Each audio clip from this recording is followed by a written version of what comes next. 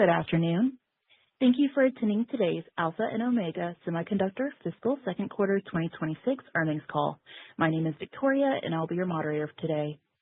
All lines will be muted during the presentation portion of the call, with an opportunity for questions and answers at the end. If you'd like to ask a question, please press star followed by 1 on your telephone keypad. I would now like to pass the conference over to Steven Pelayo. Thank you. You may proceed, Steven.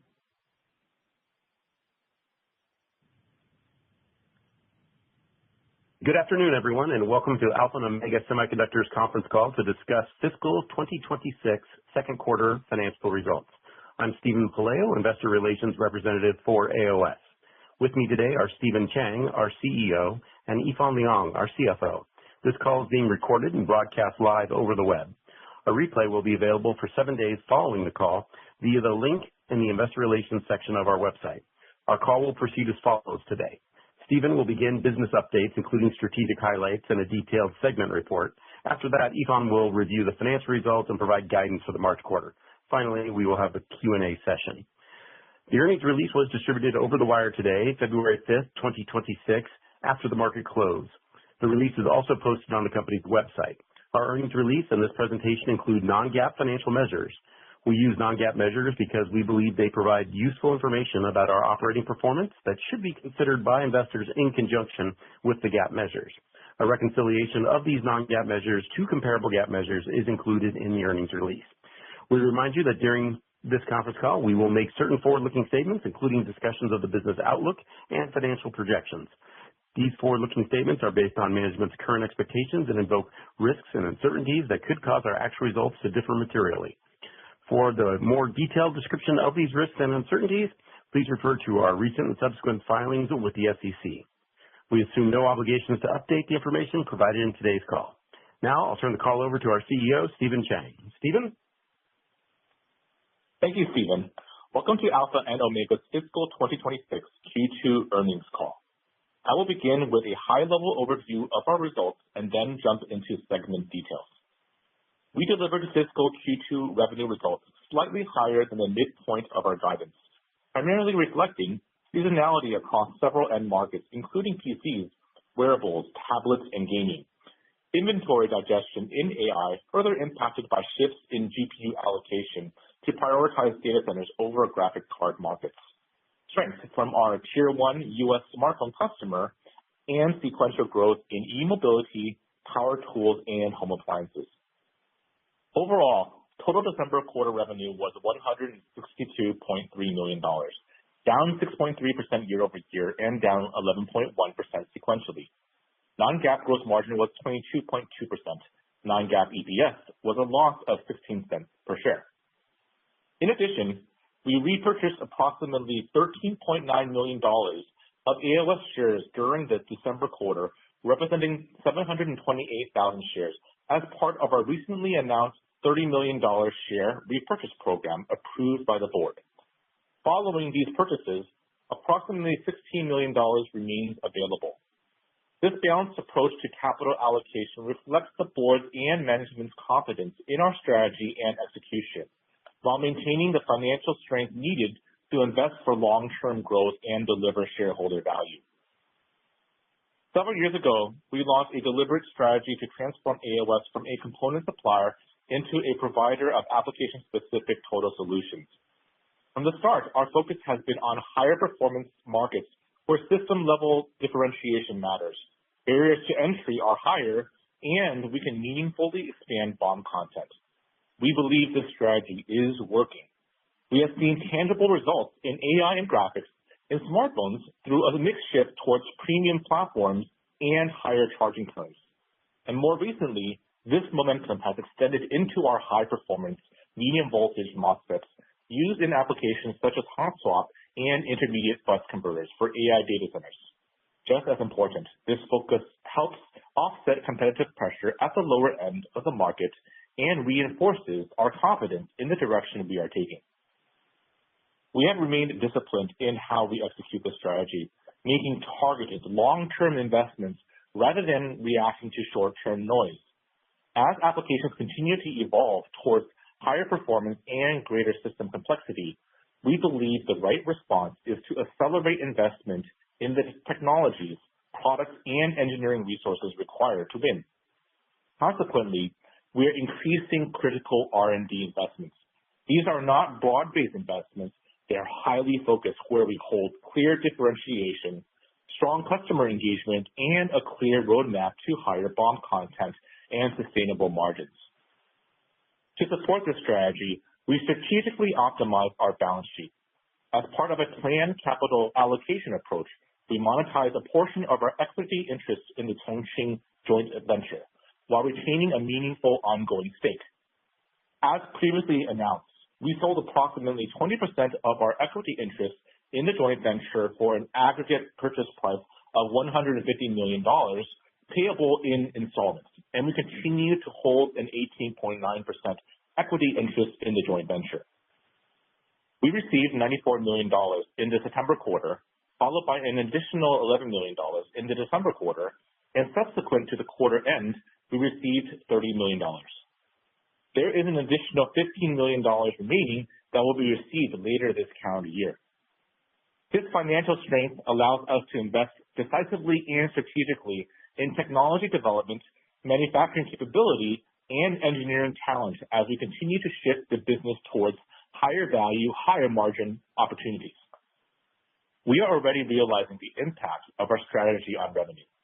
For example, while overall PC unit demand in calendar 2026 is expected to be constrained by tightening memory supply, our total solution strategy is gaining traction, and we are seeing increased BOM content on new platforms such as Intel's Panther Lake. In communications, we are witnessing the fruits of our earlier investment in silicon and packaging technology in smartphone battery protection. Our technology differentiation, coupled with the industry move towards higher charging currents, enabled us to secure increased BOM content and deepen our relationship with top-tier customers, factors that are expected to contribute to our growth in 2026. In advanced computing, including AI data centers, server, and graphics, we are encouraged by an expansion in demand across a broader array of AI data center applications and a broader set of customers. We are seeing near-term demand for high-performance medium voltage solutions used in applications such as hot swap and intermediate bus converters for leading ODMs for major hyperscale customers.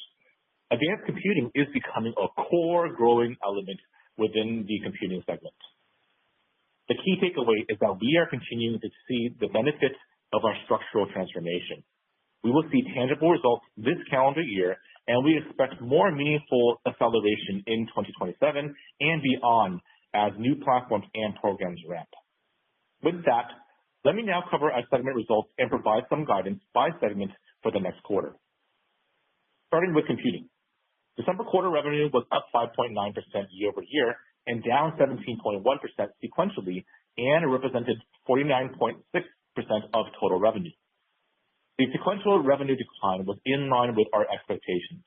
Within computing, we saw softness following an unusually strong September quarter that benefited from tariff-related PC pull-ins as well as earlier AI and graphics shipments. Seasonality also affected sales of tablets.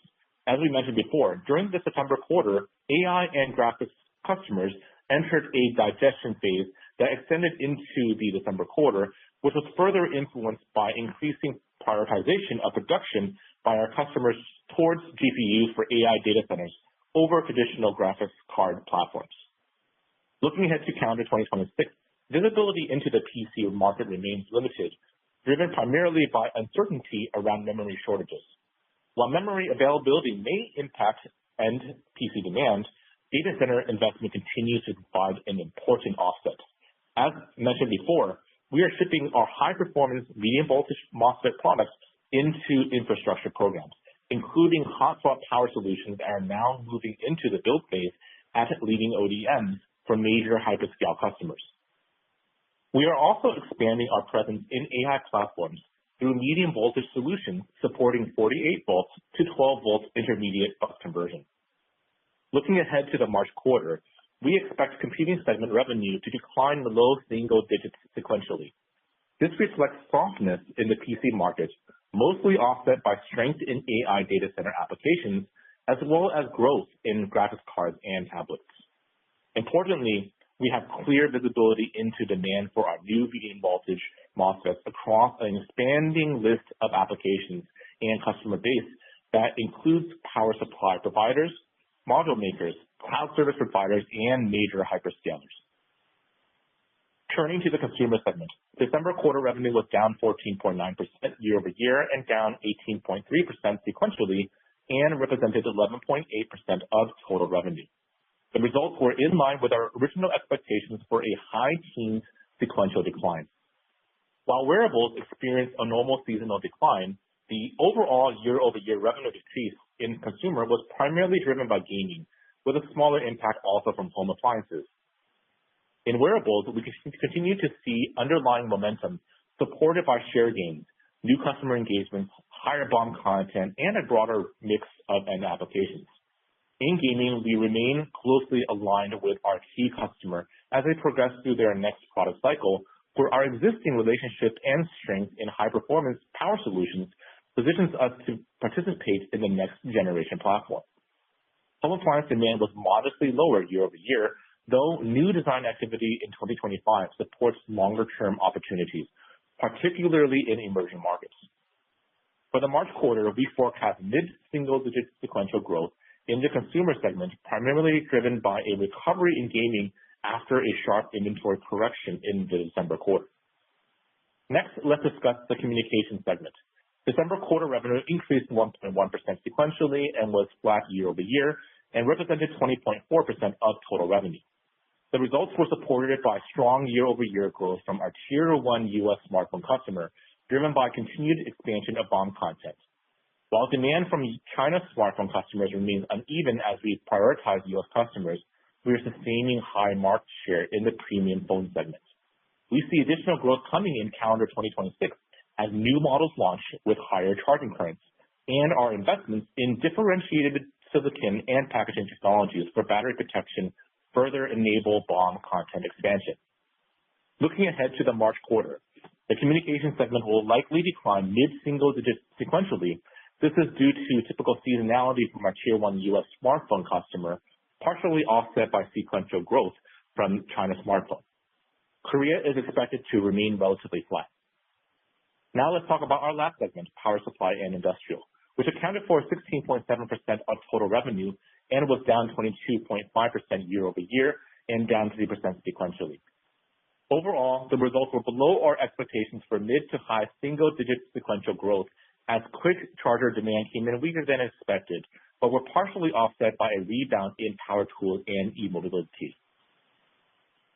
Looking ahead to the March quarter, we expect power supply revenue to increase mid-single digits sequentially, driven primarily by quick chargers and DC fans, offset by softer power tools and e-mobility. In closing, we are guiding the March quarter to be down slightly sequentially. We expect the March quarter to mark a near-term low point for revenue and margin, with the business returning to growth beginning in the June quarter and into the peak season, supported by improving mix and a more favorable contribution from higher value applications. Consistent with the strategy we have outlined, we are accelerating targeted investments in performance-driven applications where we have strong positions, clear differentiation, and expanding customer engagement. While calendar 2026 may reflect modest growth as markets work through near-term constraints, our application-specific total solution strategy is yielding results, and we are already seeing positive impacts today. As we continue to move higher value programs towards production, we expect these benefits to become increasingly visible through the course of calendar 2026, which we expect to support stronger growth as we move into 2027 and beyond. With that, I will now turn the call over to Yifan for a discussion of our fiscal second quarter financial results and our outlook for the next quarter. Yifan? Thank you, Stephen. Good afternoon, everyone, and thank you for joining us. Revenue for the December quarter was $162.3 million, down 11.1% sequentially and down 6.3% year-over-year. In terms of product mix, DMOS revenue was $101 million, down 6.9% sequentially and down 10.6% over last year. Power IC revenue was $58.8 million, down 19.1% from the prior quarter and up 9.5% from a year ago. Assembly service and other revenue was $2.5 million as compared to $1.3 million last quarter and $1.1 million for the same quarter last year. Non-GAAP gross margin was 22.2% compared to 24.1% last quarter and 24.2% a year ago. The quarter-over-quarter decrease was mainly impacted by higher input and operation costs. Non-GAAP operating expenses were $41.3 million compared to $41.4 million for the prior quarter and $39 million last year. Non-GAAP quarterly EPS was 16 cents loss compared to 13 cents earnings per share last quarter and 9 cents per share a year ago. Moving on to cash flow. Operating cash flow was negative $8.1 million, including $4 million of repayment of customer deposits and $8.7 million income tax paid by one of our entities on the gain from the sale of CQJV equity interest. By comparison, operating cash flow was positive $10.2 million in the prior quarter and positive $14.1 million last year. We expect to refund $1 million of customer deposits in the March quarter. EBITDA excluding equity method investment loss was $9.7 million for the quarter, compared to $19.4 million last quarter and $16.8 million for the same quarter a year ago. Now let me turn to our balance sheet. We completed the December quarter with a cash balance of $196.3 million compared to $223.5 million at the end of last quarter. Net trade receivables decreased by $8.1 million sequentially. Day sales outstanding were 25 days for the quarter compared to 21 days for the prior quarter. Net inventory increased by $3.9 million quarter over quarter. Average days in inventory were 140 days for the quarter compared to 124 days for the prior quarter. CapEx for the quarter was $15 million compared to $9.8 million for the prior quarter. We expect CapEx for the March quarter to range from $15 million to $18 million. With that, now I would like to discuss March quarter guidance. We expect revenue to be approximately $160 million plus or minus $10 million. GAAP gross margin to be 20.2% plus or minus 1%. We anticipate the non-GAAP gross margin to be 21% plus or minus 1%. GAAP operating expenses to be $52 million plus or minus $1 million. Non-GAAP operating expenses are expected to be $45 million plus or minus $1 million. The sequential growth in the operating expenses is mostly the result of increased spending for R&D. Interest income to be $1 million higher than interest expense, and income tax expense to be in the range of $1.1 million to $1.3 million. With that, we will now open the call for questions. Operator, please start the Q&A session. Of course. We will now begin the question and answer session. If you would like to ask a question, please press star followed by 1 on your telephone keypad. If for any reason you'd like to remove that question, please press star followed by 2. Again, to ask a question, press star 1. As a reminder, if you are using a speakerphone, please remember to pick up your handset before asking a question. We will pause here momentarily as questions are registered.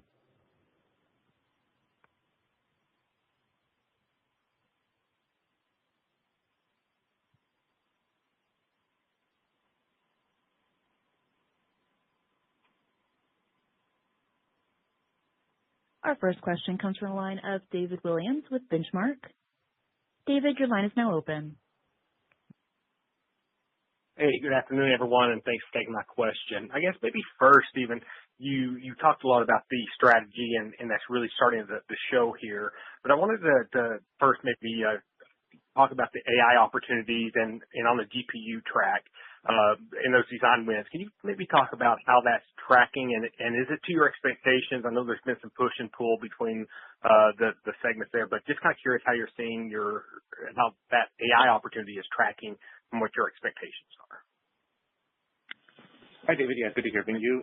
Yes, the AI opportunity that we've been pushing for, it is less than what our original expectations were for regarding selling solutions for going into the VRM powering the GPUs directly. However, actually what we've been talking about in this earnings as well as in the previous season is that our AI opportunity is actually expanding. The breadth of our offerings into this AI opportunity is going beyond even just the total solutions that we're offering for the VRM solutions.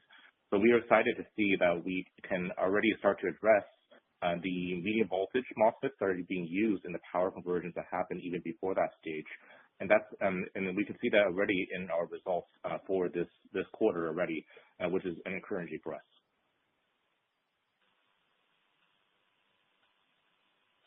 Thanks. I certainly appreciate that. And then maybe from the OpEx perspective, when should we think that kind of normalizes? Is this a good base rate to kind of consider going forward, or are there some expenses maybe in this next quarter that won't flow into the following quarters?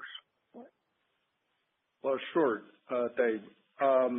Yes, for the March quarter, we guided about $4 million up in operating expenses compared to the December quarter. 3 out of that $4 million increase for the R&D. So yes, and like Stephen said, that we are increasing our investment in R&D in some critical areas this year. So those new projects are focused on where we have strong foothold and strong customer engagement and where we have big potential. So we're going to double down and step up R&D investment. So our divestiture of the CQ JV equity share, and that provides some means for us. So we plan to spend around like $20 million or so from this proceeds on some new R&D projects this calendar year. So that translates to about 25% R&D expense increase for this calendar year. So March quarter reflected a little bit lower. So gradually, in the June quarter, September quarter, it will inch up. So on an annual basis, we expect about 25% increase compared to prior calendar year. Okay, great. Thanks. And then just one last bit, if I can sneak it in here. Just on the capacity side, just kind of given the balance sheet, are there areas within maybe your existing footprint that you could add capacity, or areas that you might be able to do something there in terms of helping maybe on the gross margin front, or any other just maybe uses of that cash as we look forward? Thank you. Yes, and I mean, if you notice that our CapEx investment in the December quarter was about $5 million higher than the prior quarter, and the March quarter also inched up compared to the December quarter. So we are investing in CapEx to prepare for the calendar year 2026 growth. Some new products and new products started rolling out. So we are building up some capacity right now.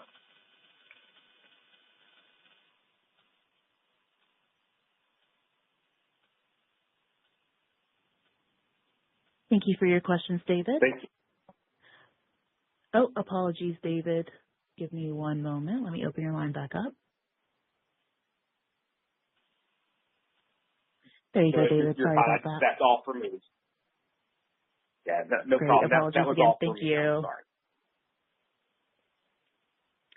All right. Our next question comes from the line of Tor Sundberg with Stifel. Your line is now open. Hey, this is Solomon Wang on for Tor Sundberg. Thanks for taking my question. So looking ahead to the March quarter, revenue guide implies a pretty healthy top-line momentum, but gross margin comes in a little bit lower than what we're expecting. Could you share a little additional color regarding what's causing that, and where do you kind of see gross margin longer term as you try to reach that 30% target? Sure. Yes, the March quarter guidance is about 1.2% lower than the December quarter margin. It's mainly reflecting the lower utilization in the March quarter, especially during the Lunar New Year time frame. So typically, each year, that's the time, some operators, they will go back to their hometown. So we also reduce our production. So mainly impacted by the utilization. So I would expect that, for the June quarter, we expect to see the margin rebound, and I would expect it probably back up to the December 2025 or September 2025 in the quarter, the margin level. So somewhere in that neighborhood. And then going forward, yes, our midterm target model is still $1 billion in revenue and 30% non-GAAP gross margin, and then 20% OPEX. So that's still our midterm target model. So from where we are now, back up to the 30% gross margin level, we expect those new products to contribute to the margin growth, and then better product mix, and then some normal pricing environment, and that would also help. So that's the way we see we can get back to the 30% gross margin level. Great. Very helpful. Thank you. And kind of following up on R&D, and so as you're utilizing the proceeds from Chongqing's JB stake monetization to help accelerate and fund the R&D, could you share a little bit more regarding what specific programs the increased R&D is going to, and what revenue scale does this increased R&D really begin to offer some operating leverage?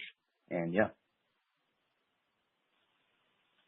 let me take a stab at that first. So as we described in our prepared remarks, yes, our investment is not going to be in all different directions. It's in very focused areas. We want to invest in the areas that we have strength, that we have competitive leverage, and we want those areas to be even stronger. And we chose those areas because we've already seen success in those areas, whether it's in PCs with total solutions for that, and then expanding that to AI applications, going into graphics and AI, and expanding the breadth of that to go not only covering the ICs, but also the high performance MOSFETs. So we're, in the AI space, this is pretty exciting for us because it's the expansion of the product breadth. But on top of that, it's also the expansion of the customer base. So not only are we going after the top AI guy, but we're also going after that whole ecosystem. And our solutions can also be used and are actually already being sold into servers, other data center servers, going to cloud service providers. So it increases that customer base for us to go after a bigger SAM with the expansion of our products.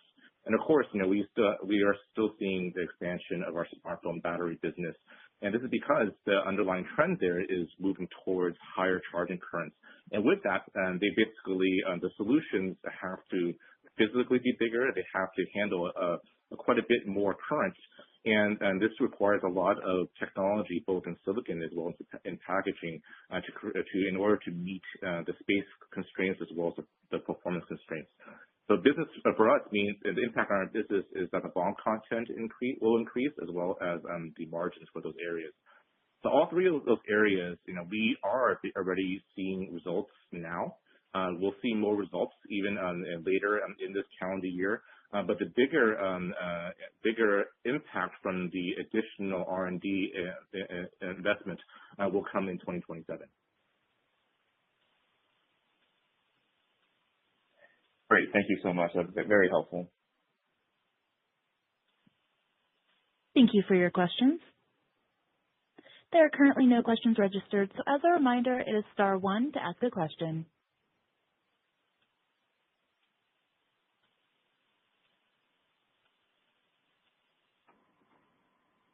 Our next question comes from the line of Craig Ellis with B. Riley Securities. Your line is now open. Thanks for taking the question, guys. I wanted to go further on what's been topical on the call, which is the investment in advanced compute product. The first one, guys, I appreciate the clarification that R&D will be up about 25% year on year in calendar 26. I was hoping to ask kind of a higher level theoretical question or maybe a business strategy question, Stephen. As you look at investing in new opportunities, what are the gating factors that determine where you will invest and what would be too far away from your low voltage and mid voltage core competencies so that we have a better understanding of where the target's set on a range of things you might be looking at?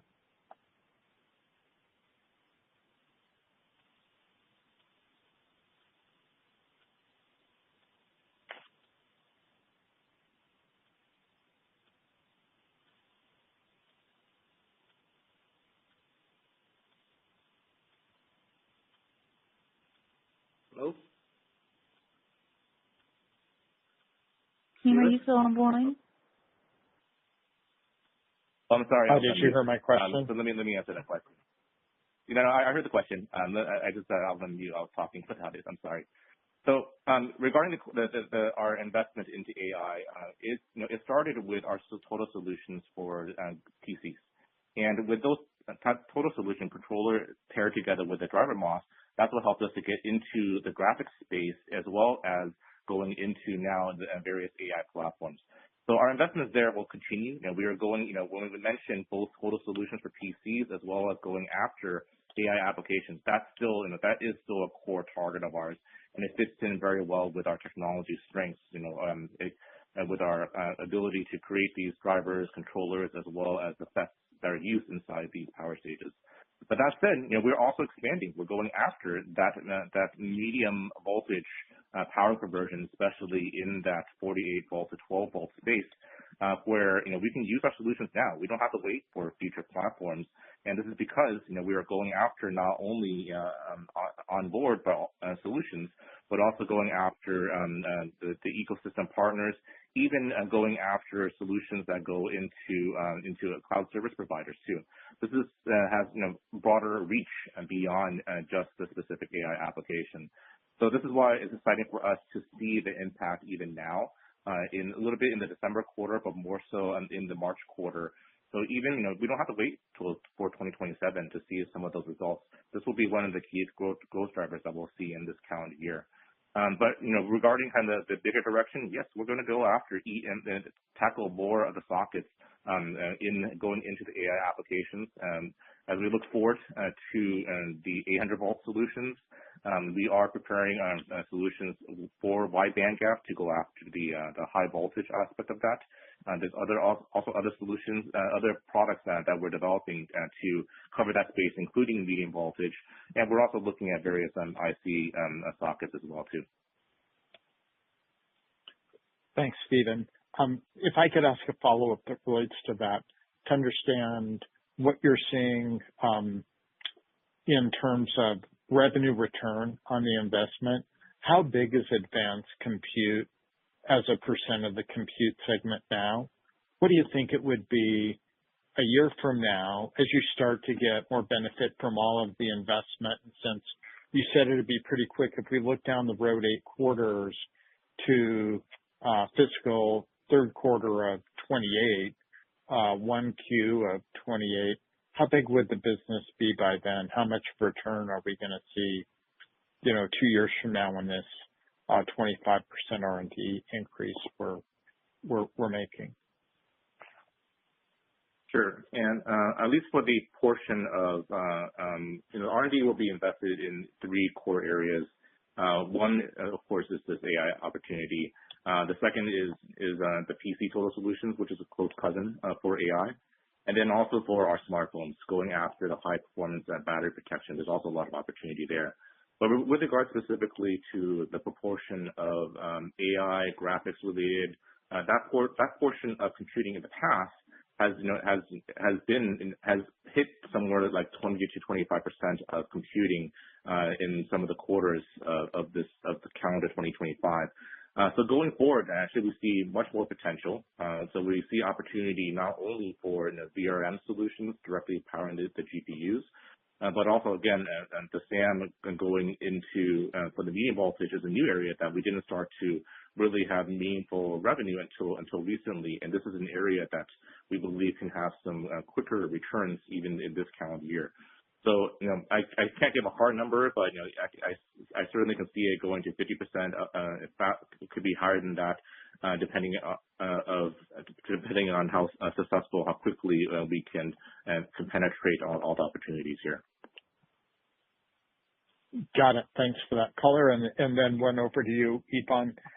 We've been hearing from companies in the equipment space that their readings on Southeast Asia, China foundry utilization are now in the 80 to 90% range, which should be a range that starts to support less severe pricing. I know pricing's been at normalized level the last quarter or so, but do you see an environment where pricing starts to help your ability to move gross margins up from, I think, that 21% guidance level in the current quarter?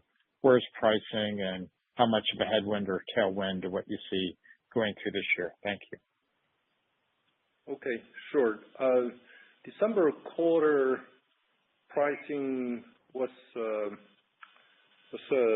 I would say, was in line with historical trend and a little bit better than the September quarter.